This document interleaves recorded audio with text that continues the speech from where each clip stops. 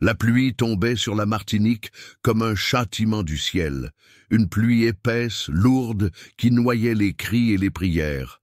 Sous le toit de tôle du marché de Saint-Pierre, les torches sifflaient dans l'eau, éclairant les visages ruisselants des colons et les yeux sombres de ceux qu'on vendait. Des chaînes tintaient dans la boue, un tambour battait au loin. Pas de musique, mais le battement d'un cœur qui attendait sa fin. Au centre du chaos, Élise, une femme d'une quarantaine d'années, regardait les marchands peser les corps. Son dos portait encore les marques anciennes du fouet, mais son visage restait calme, presque impassible. Elle n'était ni jeune ni vieille, ni belle ni laide. Elle avait simplement survécu à trop de saisons pour croire encore au miracle. Mais ce soir-là, même la résignation avait quitté son cœur. Car au bout de la file, parmi les esclaves alignés, elle aperçut Noah, son fils. 15 ans, le regard déjà d'homme, mais la peur encore d'enfant. Il portait autour du cou la même amulette qu'elle lui avait donnée, un coquillage blanc qu'elle appelait le souffle du sel. Quand leurs yeux se croisèrent, elle sut que le monde venait de se briser. Les colons criaient « Les prix, celui-là 400 francs, le garçon du moulin 600 ». Chaque chiffre tombait comme un coup de fouet sur sa peau. Le commandeur Armand de Saint-Rouge, un homme large et cruel, supervisait la vente, un sourire de satisfaction dans les lèvres.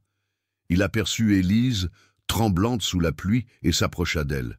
« Tu le connais, ce petit ?» Elle voulut mentir, mais la voix se brisa. « C'est mon fils. » Armand ricana. « Alors prie que quelqu'un l'achète cher, parce que demain il part pour la Guadeloupe. » Élise sentit ses jambes céder. « Non, pas lui, pas mon enfant. » Le commandeur pencha la tête, amusé. « Chaque mère dit ça, mais si tu veux vraiment le sauver, peut-être y a-t-il une autre voie. » Elle leva les yeux, incrédule. « Quelle voie ?» Il s'approcha jusqu'à sentir son souffle. « Tu veux sauver ton fils? Livre-moi ceux qui complotent. Donne-moi 100 noms. Et ton fils restera ici. » Le tonnerre éclata, couvrant sa respiration. Elle voulut répondre, mais aucun son ne sortit. Le commandeur poursuivit, sa voix comme une lame douce. « Réfléchis, Élise, tu perdras un fils, ou 100 vies. Ce n'est qu'un choix. » Puis il s'éloigna sous la pluie, laissant derrière lui une odeur de rhum et de fer. Elle resta là, figée. Le monde semblait s'effacer. La pluie battait, les torches fumaient, et le sel du vent lui brûlait les yeux. Elle marcha sans savoir où, ses pieds nus s'enfonçant dans la boue jusqu'à la case où elle dormait. Chaque pas résonnait comme une sentence. 1, 2, 3. Son cœur battait au même rythme que le tambour au loin. Dans la case, Noah dormait. Il avait réussi à se faufiler parmi les esclaves qui n'avaient pas été vendus ce soir-là. Élise entra sans un mot. La flamme vacillante de la lampe dansa sur ses joues mouillées. Elle s'assit près de lui, passa la main sur son front. « Tu dors comme quand tu étais petit » murmura-t-elle. Mais dans sa tête, la voix du commandeur résonnait encore « Livre-moi ce que tu aimes le plus ». Elle sentit la folie monter. Le vent secouait les murs de paille. La pluie pénétrait par les fissures. Noah bougea dans son sommeil. Et un instant, elle crut qu'il lui souriait. Ses lèvres tremblèrent. « Pardonne-moi, mon fils. S'il faut qu'un meure pour que les autres vivent, alors que ce soit moi à le trahir. » Cette nuit-là, elle alla voir Mambo Félicité, la guérisseuse. La vieille femme l'écouta sans mot dire, puis sortit un bol d'eau salée. « Le sel ne ment jamais, dit-elle. Regarde. » Élise y plongea la main. L'eau se teinta de rouge. Félicité ferma les yeux. « Tu ne sauveras pas ton fils, Élise, mais ton choix sauvera 100 âmes. C'est le prix du sel. » Élise tomba à genoux. « Alors que le sel me juge. » Au petit matin, la pluie cessa. Un soleil pâle montait derrière les collines. Élise sortit de la case, ses vêtements trempés collés à la peau. Elle regarda une dernière fois la mer, calme, indifférente. Puis elle marcha vers le manoir, là où le commandeur attendait. Ses pas étaient lents, mais sûrs. La boue collait à ses chevilles comme des chaînes. Et quand elle parla enfin, sa voix n'avait plus rien d'humain. « J'ai les noms que tu veux, maître, mais promets-moi qu'il ne partira pas. » Le commandeur sourit. « Je te le promets. » Et dans ce sourire, Élise vit déjà le mensonge. La nuit s'était retirée lentement, laissant derrière elle une terre gorgée d'eau et un silence lourd, saturé d'angoisse. Dans les plantations de Bellevue, les esclaves retournaient au travail comme des ombres, les pieds nus dans la boue, les épaules couvertes de pluie séchée. Mais pour Élise, cette matinée n'était plus une journée ordinaire. Chaque bruit, le claquement d'un fouet, le cri d'un oiseau, le murmure du vent, sonnait comme un rappel du pacte qu'elle venait de sceller. Le commandeur Armand de Saint-Rouge avait tenu parole. Noah n'avait pas été embarqué. Il restait sur la plantation, affecté au moulin à sucre. Mais Élise savait que cette promesse n'était qu'une chaîne de plus.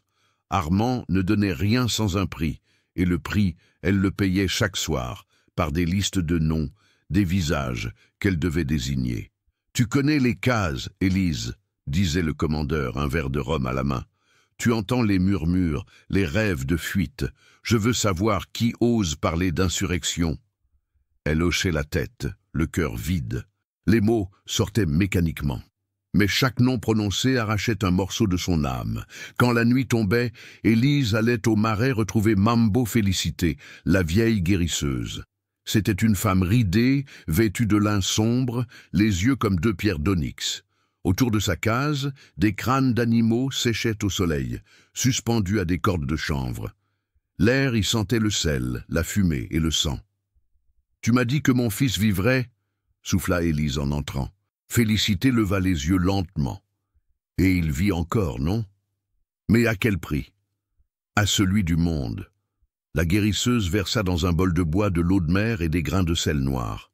« Regarde bien, fille de la terre, le sel garde mémoire de ce qu'il touche. Si ton cœur ment, il se tournera contre toi. » Élise trembla. « Je ne veux plus mentir. Alors promets, devant le sel, pas devant Dieu. Dieu ferme les yeux, mais le sel lui regarde. » Elle posa la main dans le bol. L'eau glacée lui mordit la peau. « Je promets de sauver 100 vies, même si le prix est le sang du mien. » La vieille ferma les yeux. Un souffle étrange passa dans la case. Les bougies vacillèrent, et dans le bol, une bulle monta lentement, éclata, puis le liquide devint rose. « Le serment est scellé, » murmura Félicité. « Le sel t'a entendu. » Ce soir-là, de retour à la plantation, Élise sentit le monde se dédoubler. Tout lui paraissait plus clair, plus dur. Chaque voix, chaque respiration autour d'elle semblait lui murmurer des avertissements. Noah, à quelques mètres, travaillait sans savoir. Il chantonnait une chanson de la rivière, ignorant que sa mère venait de signer son destin. Elle voulut s'approcher, lui dire la vérité. Mais ses jambes refusèrent d'avancer. Elle resta à distance, observant son fils dans la lumière du crépuscule. Le ciel prenait la couleur du sang dilué dans l'eau. Le lendemain, à l'aube, elle remit au commandeur un parchemin humide de sueur et de larmes. Des noms y étaient inscrits. Armand le lut lentement, puis leva un sourcil. « Tu es sûr de toi ? » ?»« Oui. »« Alors, ils seront pris demain. » Il lui tendit une pièce d'argent. Elle la regarda, puis la posa sur la table. « Je ne veux pas ton argent. »« Alors prends ton silence, » répondit-il. Et il partit, sifflotant, comme si rien n'avait d'importance. Cette nuit-là, Élise rêva. Elle était dans les champs, seule. Le vent soufflait fort et la mer semblait s'approcher. Au milieu des vagues, une silhouette se tenait debout. Noah. Il ne parlait pas, mais ses yeux disaient tout. Elle voulut courir vers lui, mais le sable se transforma en sel. Elle tomba, s'enfonçant peu à peu dans une mer blanche. Avant que tout ne disparaisse, elle entendit la voix de Mambo Félicité. « Le sel se souviendra, Élise, même si toi tu oublies. » Au matin, le commandant fit rassembler 10 esclaves. Parmi eux, le vieux Josué, celui qui lui avait autrefois appris à lire les étoiles. Élise sentit son ventre se tordre. Quand on demanda qui les avait dénoncés, personne ne parla. Mais Josué la regarda, un regard plein de douceur et non de haine. « Ne pleure pas, ma fille, le sel lave tout, même la honte. » Ce soir-là, quand la pluie revint, Élise comprit qu'il n'y aurait plus de retour possible. Elle n'était plus une mère, ni une femme. Elle était devenue un instrument du destin, et quelque part, dans le bruit du tonnerre, elle crut entendre une voix d'enfant murmurer « Maman, pourquoi la mère pleure-t-elle » Le jour se leva sur une plantation silencieuse. Les esclaves travaillaient sans mot dire, le regard vide, les mains lourdes. La nuit précédente, 10 des leurs avaient disparu. Certains disaient qu'ils avaient été transférés vers la côte, d'autres qu'ils avaient été pendus avant l'aube. Personne n'osait poser la question. Le vent du matin apportait l'odeur du sucre brûlé et du sel. Et au milieu de tout cela, Élise avançait lentement, portant un panier de cannes vers le moulin, comme si de rien n'était. Mais à chaque pas, le poids invisible de ses propres mots l'écrasait un peu plus. Le commandeur Armand de Saint-Rouge l'attendait sur la véranda de la grande maison. Sa chemise blanche immaculée contrastait avec la boue séchée de ses bottes. Il souriait, ce sourire froid et satisfait de l'homme qui se croit maître du monde. « Tu es ponctuelle, Élise » dit-il en tirant sur son cigare.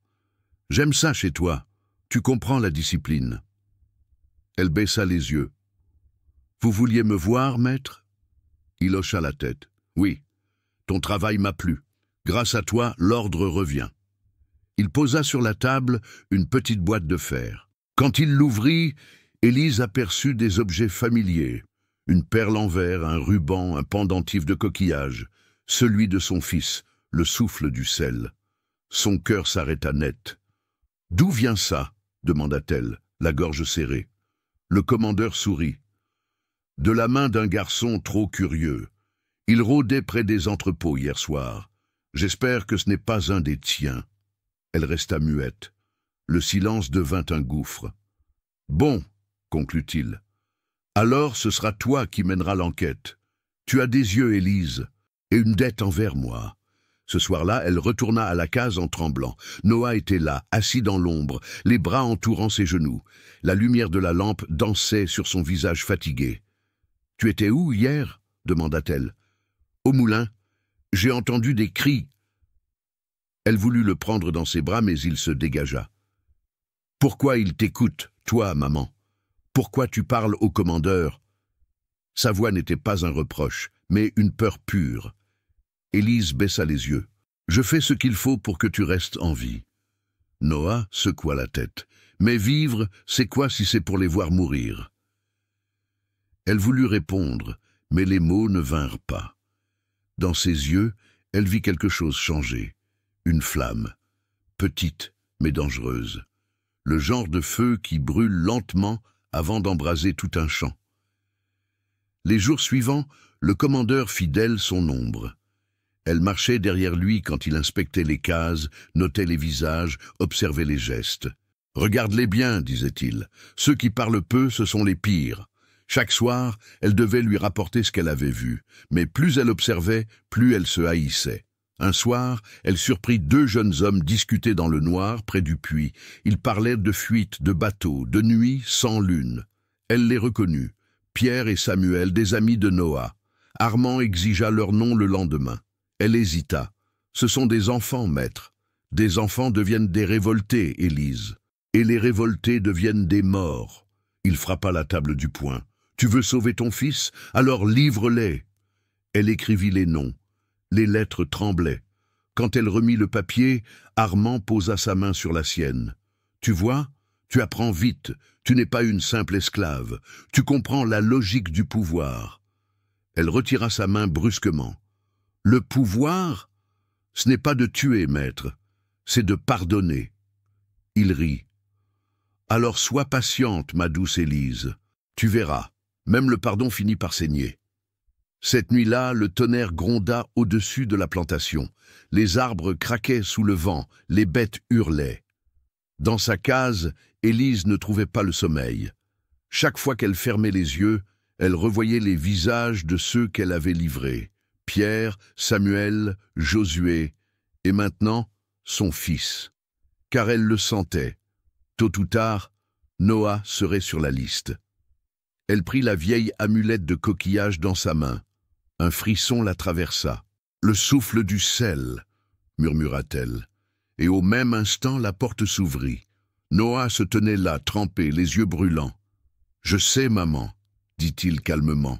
« Je sais ce que tu fais. » Élise voulut parler, mais il leva la main.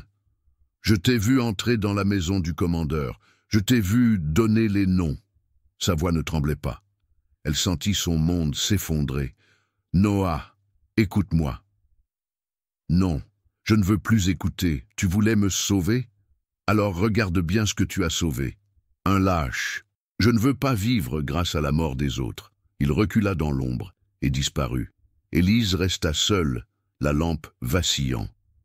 Dehors, la pluie recommença à tomber, plus violente, comme si le ciel lui crachait son jugement. Le lendemain, à l'aube, le commandeur fit venir Élise. « Le jeune du moulin a disparu, dit-il. Elle pâlit.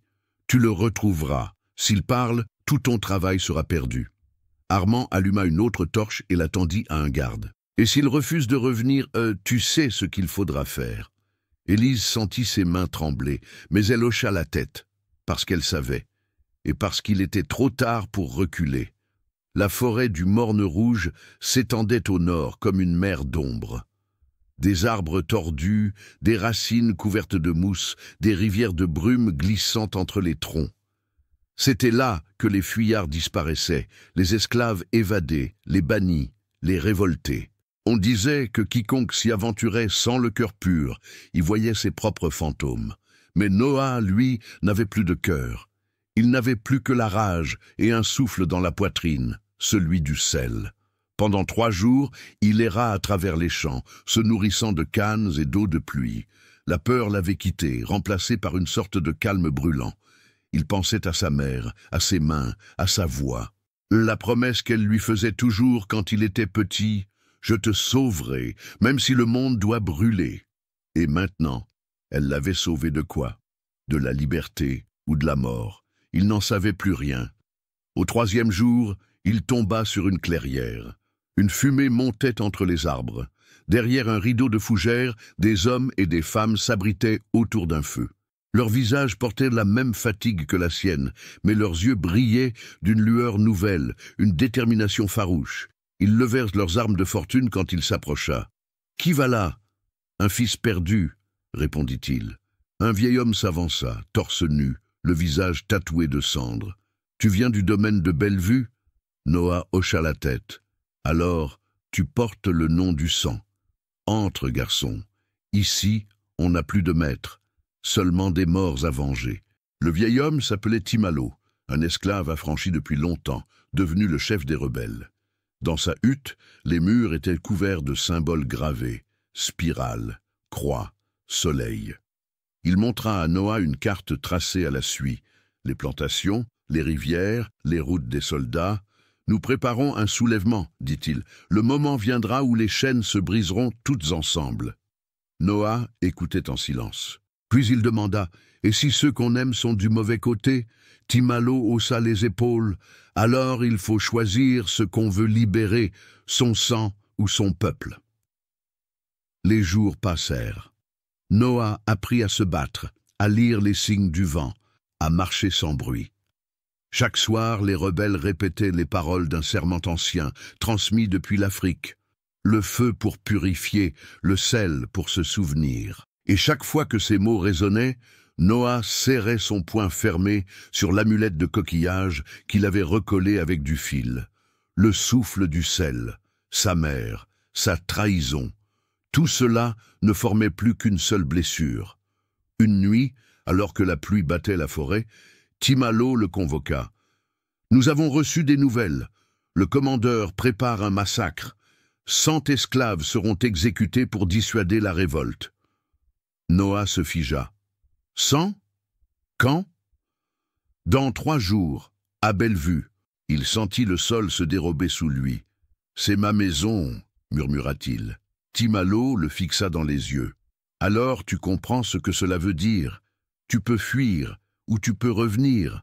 Mais si tu reviens, ce sera pour brûler ce qui t'a fait naître. » Noah ne répondit pas. Cette nuit-là, il ne dormit pas.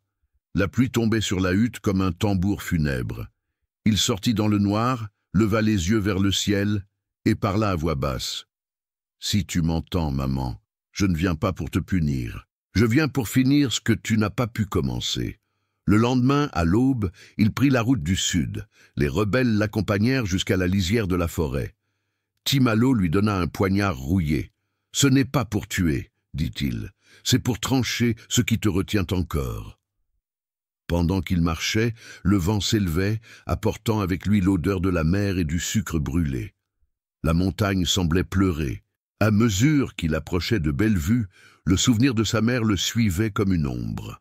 Il revoyait son visage dans la lumière des torches, sa main tremblante sur le front des condamnés, sa voix chuchotant son nom dans les nuits sans lune. Chaque souvenir devenait une blessure, chaque pas une prière. Lorsqu'il arriva sur la colline surplombant la plantation, il vit les flammes des torches, les silhouettes des soldats, et au centre de la cour, dressée comme une statue de douleur, Élise. Elle se tenait droite, entourée de gardes, tenant une liste à la main. Noah serra les dents. Il aurait voulu crier, courir, la secouer jusqu'à ce qu'elle comprenne. Mais il resta immobile, dissimulé dans les buissons, le souffle court. Et dans le tumulte du vent, il entendit le commandeur dire « Demain, à l'aube, 100 d'entre eux seront jugés. Tu seras là, Élise. C'est toi qui désigneras les premiers. » Le cœur de Noah se glaça. Sa mère allait devenir juge du massacre. Et cette fois, ce n'était plus pour le sauver.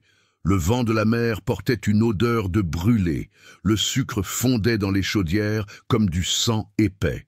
Le ciel, d'un gris de cendre, pressait l'île entière sous son poids. Tout semblait attendre quelque chose. Un éclat, un cri, une fin. Dans la grande cour du domaine de Bellevue, on avait dressé des poteaux, 100, alignés comme des croix.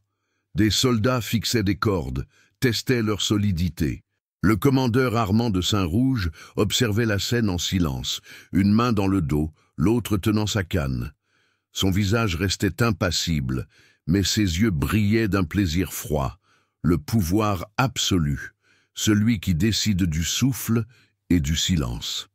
Et, à quelques pas derrière lui, Élise regardait. Ses doigts tremblaient, serrant un mouchoir qui appartenait à son fils. La nuit précédente, Armand lui avait donné la liste des condamnés. Quand elle lut le dernier nom, son cœur s'arrêta. Noah. Elle crut d'abord à une erreur, puis comprit. Le monde, cruel et logique, venait de se refermer sur elle. Son fils, celui qu'elle avait trahi pour le sauver, allait mourir pour les autres. La boucle parfaite, le sel du destin. Toute la journée, elle erra entre les cases, sans parler. Les esclaves la fuyaient, certains crachaient à son passage, d'autres baissaient simplement la tête, murmurant des prières. Il savait. La trahison d'Élise n'était plus un secret. Les rumeurs avaient découlé comme de l'eau entre les murs de terre. On disait qu'elle vendait les siens contre des promesses, qu'elle avait troqué son fils contre 100 esclaves. Et, dans un sens, c'était vrai. Quand le soir tomba, elle marcha vers la petite chapelle du domaine. Une flamme unique brûlait sur l'autel. Elle tomba à genoux, le visage dans les mains. Mais ses prières ne sortaient plus comme avant. Elles ressemblaient à des hurlements sans voix. « Seigneur, s'il faut que quelqu'un brûle pour qu'il vive, alors que ce soit moi, mais pas lui, pas mon fils. » Elle se releva. Le silence répondit. Un silence épais, presque vivant. Alors elle murmura pour elle-même, « Dieu ne m'écoute plus, peut-être que le sel, lui, m'entendra encore. » Elle retourna chez Mambo Félicité, la guérisseuse. La vieille femme l'attendait, assise dans l'ombre, comme si elle savait déjà. « Tu viens demander un miracle, je viens demander un pardon. » Félicité soupira. « Le pardon, ma fille, n'efface pas la faute, il la transforme. Je veux qu'ils vivent, tous, et que la mère prenne le reste. » La vieille se leva lentement. « Alors écoute bien, Élise. Le feu purifie ce que le sel ne peut plus porter, mais le feu ne choisit jamais sa proie. » Cette nuit-là, la pluie ne vint pas. L'air était lourd, immobile. Les esclaves enfermés priaient à voix basse, attendant l'aube du jugement. Dans la cuisine du manoir, Élise vola une lanterne et une bouteille d'huile. Ses pas la menèrent d'instinct vers la grange à sucre, l'endroit où tout commençait toujours, les fouets, les cris, la sueur, le sucre et le sang. Elle y entra, le souffle court, et renversa l'huile sur le plancher. Une torche dans la main, elle murmura « Que la mère me juge !» Et elle la jeta. Le feu prit aussitôt, avec une violence presque vivante. Les flammes montèrent comme des mains cherchant le ciel. Dans le vacarme du bois qui craque, elle crut entendre des voix d'hommes, de femmes, d'enfants, et au milieu d'elles, celle de Noah. « Tu ne peux plus fuir, maman !» Les gardes accoururent, le commandeur hurlait des ordres. La panique gagna le domaine. Les chaînes se rompirent, les esclaves profitèrent du chaos pour s'enfuir. Certains couraient vers la mer, d'autres vers les montagnes. Élise, elle, resta immobile, fixant le brasier. Le feu reflétait dans ses yeux la lumière de l'enfer et du salut. Quand Armand la trouva, il la saisit par le bras. « Qu'as-tu fait, maudite? Tu viens de condamner tout le monde. » Elle lui répondit d'une voix calme, presque douce. « Non, maître, je viens de les libérer. » Puis elle cracha à ses pieds. Armand leva la main pour la frapper, mais au même instant, une explosion secoua la grange. Les chaudières à sucre éclataient, projetant des gerbes de feu liquide. Une pluie brûlante retomba sur le domaine. Les soldats hurlèrent, les chevaux s'enfuirent, et dans le tumulte, Élise disparut. Au loin, Noah observait la scène depuis la colline. Le feu dévorait la plantation comme une mer de lumière. Les rebelles du Morne Rouge, cachés dans la forêt, virent les flammes s'élever jusqu'au ciel. Timalo posa une main sur l'épaule du garçon. « Tu vois, Noah? Le feu de la liberté ne vient jamais sans douleur. » Noah fixait la lueur vacillante. « Ce n'est pas la liberté, murmura-t-il, c'est ma mère. » À l'aube, quand le jour se leva, il ne restait que des cendres. Les cordes, les gibets, les registres, tout avait disparu. Mais les 100 esclaves promis à la mort étaient vivants. Et personne ne sut jamais comment Élise avait survécu aux flammes. 3 jours après l'incendie, la pluie revint. Pas une pluie douce, une pluie lourde, interminable, qui semblait vouloir effacer toute trace de ce qui s'était passé. La mer grondait comme une bête blessée, et l'air sentait la cendre froide. Les champs de canne à sucre n'étaient plus que des tiges calcinées, des silhouettes noires sur un sol gris. Et au milieu de cette désolation, les survivants cherchaient encore des vivants. C'est Noah qui la trouva. Sous les décombres du moulin, couverte de suie, les cheveux collés à la peau, à moitié consciente. Élise respirait à peine. Son regard se perdit un instant dans le vide, puis se fixa sur son fils agenouillé devant elle. Elle voulut parler, mais aucun son ne sortit. Il lui prit la main, tremblant. « Ne bouge pas, maman, je vais te ramener. » Elle secoua la tête faiblement. « Non, je ne peux pas revenir. Ce feu était pour nous tous. » Ils se réfugièrent dans une vieille case au bord du marais. Les rebelles du Morne Rouge vinrent peu à peu les rejoindre, guidés par Timalo. Autour du feu, les visages étaient graves, les regards pleins d'interrogations. Le vieux chef observait Élise en silence, puis demanda « C'est toi qui as mis le feu, n'est-ce pas ?» Elle hocha la tête, lentement. « Pour sauver 100 vies. » Timalo soupira. « Et combien sont mortes pour ces 100-là ?» Le silence tomba. Élise baissa les yeux. Ses mains, brûlées, tremblaient. « Je ne compte plus. J'ai perdu le droit de compter. » Noah serra les poings. « Assez. Elle a fait ce qu'elle devait faire. » Mais Timalo posa une main sur son épaule. « Non, garçon, elle doit répondre comme tous les autres. Tu veux bâtir un monde libre. Alors la liberté doit commencer par la vérité. » Cette nuit-là, sous l'abri de fortune, les rebelles tinrent un conseil. Le tonnerre grondait au loin. Les anciens parlaient de justice, les jeunes réclamaient vengeance. Certains disaient qu'Élise avait trahi les siens, d'autres qu'elle avait sauvé le peuple. Mais personne ne savait où finissait le mal et où commençait le bien. La vérité, comme le sel, brûlait les plaies ouvertes. Quand le jour se leva, ils la firent asseoir au centre de la clairière. La pluie s'était arrêtée, mais le sol fumait encore des cendres. Timalo prit la parole. « Élise, fille de Bellevue, tu es accusée d'avoir dénoncé des frères et d'avoir servi le commandeur. Tu es aussi celle qui a mis le feu et libéré les captifs. Que devons-nous faire de toi » Personne ne répondit. Tous regardaient Noa.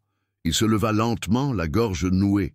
« Vous me demandez de juger ma propre mère. » Timalo acquiesça. « Oui, car tu es le seul à pouvoir dire si ce feu fut trahison ou délivrance. » Noa s'approcha d'Élise.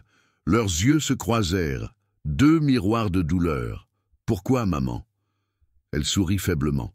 « Parce que je voulais que tu vives assez longtemps pour me haïr. » Il baissa la tête, les larmes aux yeux. « Et maintenant, tu veux que je te pardonne ?» Elle secoua la tête. « Non, je veux seulement que tu continues sans moi. » Le vent se leva. Un rayon de soleil perça les nuages, illuminant la clairière. Noa respira profondément. Elle a trahi, oui, mais elle a aussi détruit ce qu'aucun de nous n'avait osé toucher. Elle a brisé la peur, et ça vaut toutes les chaînes du monde. Timalo se leva. « Alors, tu dis qu'elle doit vivre ?» Noa hésita, puis répondit « Non, personne ne revient indemne du feu, mais elle ne mourra pas par nos mains. Elle appartient à la mer. » Les rebelles acquiescèrent en silence. Ils portèrent Élise jusqu'à la plage. Le ciel était bas, les vagues grises. Elle marchait seule, ses jambes faibles s'enfonçant dans le sable humide. Arrivée au bord, elle se retourna vers eux. Son visage était calme, apaisé. « Je ne suis pas venue pour être pardonnée, je suis venue pour me souvenir. » Puis elle entra dans l'eau. Le sel mordit ses plaies, mais elle ne cria pas. Le vent souffla fort, soulevant des gerbes d'écume. Et peu à peu, elle disparut sous les vagues. Noa resta debout, immobile. Le soleil couchant fit scintiller la mer comme un miroir d'argent. Timalo posa une main sur son épaule. « Regarde bien, garçon, ce n'est pas une fin, c'est le commencement de la mémoire. » La mer s'apaisa. Sur le sable, un coquillage s'échoua près de leurs pieds, le même que celui d'Élise. Noa le ramassa, le serra dans sa main. « Le souffle du sel » murmura-t-il. Le jour suivant, la mer resta étrangement calme. Pas un souffle, pas une vague. Comme si le monde retenait sa respiration après le sacrifice. Les rebelles du Morne Rouge restaient silencieux, dispersés sur la plage, les vêtements collés par le sel et la pluie. Ils fixaient la ligne d'horizon où Élise avait disparu. Certains priaient, d'autres pleuraient, mais tous savaient. Quelque chose venait de changer. La peur n'était plus la même. Elle avait un goût différent, celui du sel et des larmes mêlées. Noa marchait seul jusqu'à la pointe des roches, tenant dans sa main l'amulette de sa mère. Elle était couverte de grains de sable qui brillaient comme des étoiles mortes. Il la leva vers le ciel. « Tu n'as pas brûlé pour rien, maman. Je ferai entendre ton cri même s'il me coûte la vie. » Derrière lui, Timalo s'approcha, boitant. Ses yeux fatigués portaient toute la gravité des années passées à se battre pour un rêve sans fin.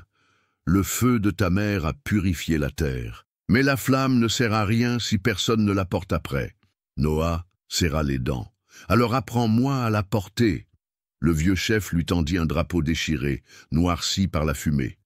Un symbole simple, un soleil rouge au centre d'un cercle blanc. Ce n'est pas un étendard, c'est une mémoire. Ta mère l'a commencé, à toi de l'élever. Les jours suivants, la rumeur du feu de Bellevue se répandit dans toute la Martinique. Les colons parlaient d'une émeute insensée, d'une folie collective née d'une femme maudite. Mais dans les cases, dans les marchés, dans les ports, on murmurait un autre récit. Une mère a donné son fils pour sauver les nôtres. Le nom d'Élise devint interdit, mais sa légende se grava dans les cœurs. Et dans chaque plantation, les esclaves commençaient à lever la tête un peu plus haut. Une nuit, Timalo réunit les siens autour d'un feu. La pluie tombait doucement, et l'odeur du bois mouillé emplissait l'air. Les maîtres croient que nous avons peur, mais ce qu'ils ne comprennent pas, c'est que la peur a changé de camp. Il tendit la main vers Noa. « Demain, c'est toi qui parleras pour nous, c'est toi que la mer a choisi. » Noa se leva, le visage éclairé par les flammes.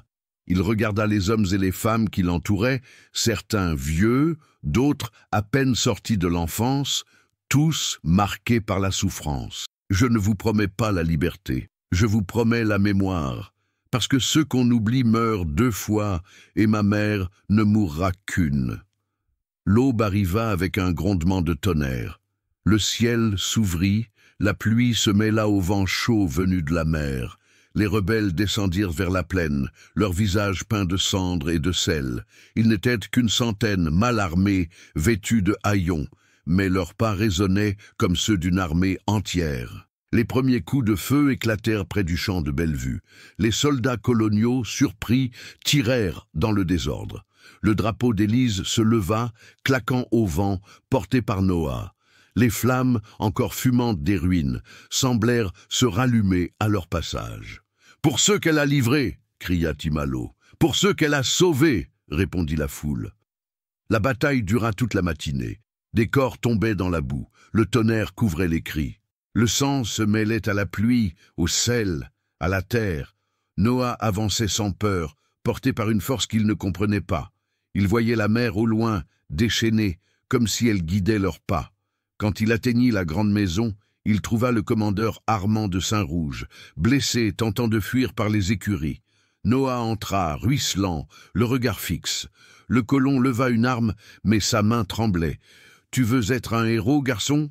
Tue-moi, et tu deviendras comme ta mère. » Noah avança lentement, posa la main sur le canon du pistolet et le baissa. « Non, maître, ma mère ne t'a pas tué pour que je t'imite. Elle t'a brûlé sans te toucher. » Armand resta figé, impuissant. Noah tourna le dos et quitta la maison en flammes. Le feu reprenait, la mer rugissait, la mémoire enfin s'élevait. Quand le soleil tomba, le drapeau d'Élise flottait au-dessus des ruines. Les rebelles avaient gagné une journée, une seule, mais dans leur cœur, cette journée valait un siècle. Le feu de Bellevue devenait le cri de tout un peuple. Noah resta seul sur la colline, le regard tourné vers l'horizon. Le vent s'était levé sous le vent des cendres qui dansaient dans la lumière du couchant. Elles formaient des arabesques étranges, comme une écriture invisible. Il crut lire, un instant, « Souviens-toi du sel ». Des semaines passèrent. Le feu de Bellevue n'était plus qu'un souvenir, une rumeur portée par le vent salé. Les colons parlaient d'un incident isolé, d'une émeute réprimée. Mais dans les champs, dans les ports, dans les cases sombres au bord des rivières, le nom d'Élise se murmurait comme une prière. Une mère, une traîtresse, une sainte. Personne ne savait vraiment qui elle avait été, mais chacun savait ce qu'elle avait allumé. Noah, lui, n'était plus le même garçon.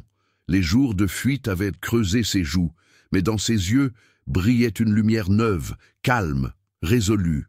Il vivait désormais dans les hauteurs du Morne Rouge, avec les derniers survivants de la révolte.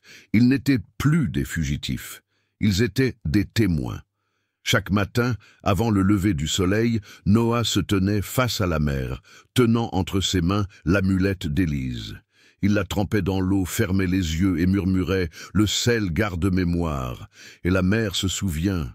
Un soir, alors que la lune montait sur l'horizon, les anciens du groupe décidèrent de chanter pour la première fois depuis la révolte. C'était un chant sans nom, fait de mots créoles, de soupirs, de battements de tambours sur la terre humide. Les femmes allumèrent des bougies dans des coquillages creux. Les hommes, en silence, déposèrent des poignées de sel au centre du cercle. Timalo parla d'une voix rauque. « Nous avons brûlé le feu de nos maîtres. Nous avons lavé le sang dans la pluie. Maintenant, il faut chanter pour ceux qui nous regardent d'en haut. » Et alors, ils chantèrent, d'abord doucement comme une berceuse pour les morts, puis plus fort comme un cri qui voulait traverser le ciel. Élise, mère du feu, femme du sel, celle qui livra son fils pour libérer son frère, ton nom vivra dans l'eau et ton souffle dans nos cœurs. À chaque refrain, les flammes des bougies vacillaient, comme si un vent invisible passait parmi eux. Noah sentit une chaleur sur sa nuque. Il se retourna et, dans la lueur du feu, il crut voir une silhouette au bord du cercle, fine, droite, calme, le visage d'une femme, sa mère. Ses yeux brillaient comme 2 perles de sel. Elle ne parla pas, mais le vent porta un murmure. « Je ne suis pas parti, Noah. Je dors dans la mer, et quand le vent se lèvera, je reviendrai avec lui. » Les années passèrent.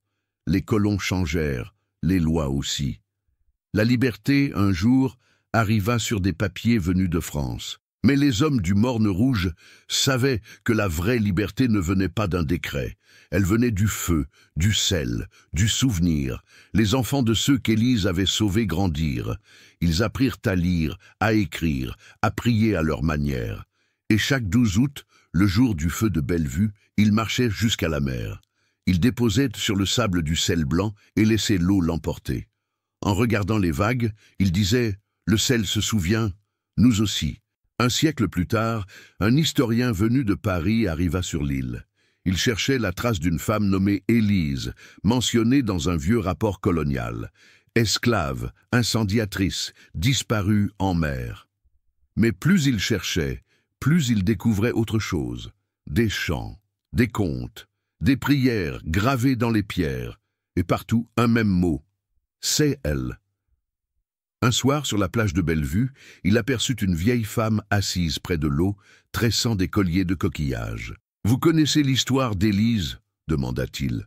Elle sourit. « Connaître ? Non, monsieur, mais chaque fois que la mer parle, c'est elle qu'on entend. » Quand la nuit tomba, le chercheur resta seul, écoutant le ressac. Et, dans le murmure des vagues, il entendit une voix, douce, lointaine, éternelle. « Je n'ai pas trahi mon fils. J'ai livré mon cœur au monde. » Le vent se leva. L'air avait le goût du sel, et au loin, la mer brillait comme une cicatrice d'argent.